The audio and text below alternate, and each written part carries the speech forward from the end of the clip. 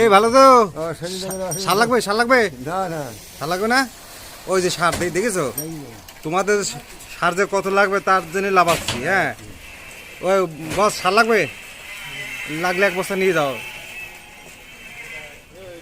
হ্যাঁ বলছে তোর কি সার লাগবো? হ্যাঁ ওই দেখেছো